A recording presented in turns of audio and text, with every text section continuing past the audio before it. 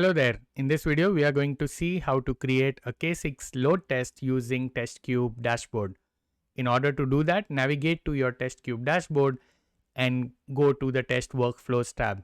Here, click on the add a new test workflow button and you will be presented with a dialog giving you 4 options to create your test workflow. We will create this workflow using the wizard.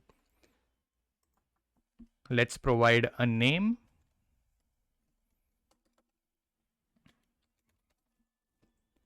We can leave the labels field as optional. Under template, let us choose K6 and let us go ahead with the default K6 version. Upon clicking the next button, Testkube will ask you to provide the content, which is the test file. It gives you 3 options. You can either provide a Git repository, a file, or a string. For simplicity, we will choose string. Now, what Testkube does is that it provides you with the dummy test file content, and it will also create a file called k6.js with this content.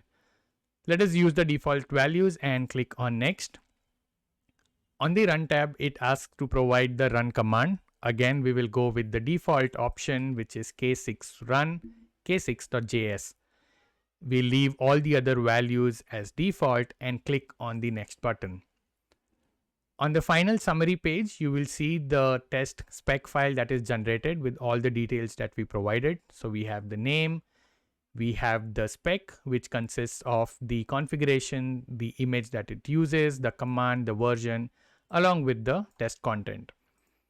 Now let us click on create and run to create the test workflow and execute it. The moment we do that, we see that the K6 workflow is created and is executing. To know the exact status, click on the execution step and you can see the test workflow has successfully passed.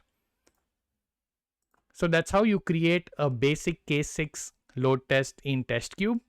If you have requirements for larger load, you can check out a video on creating a distributed K6 load test using Testkube.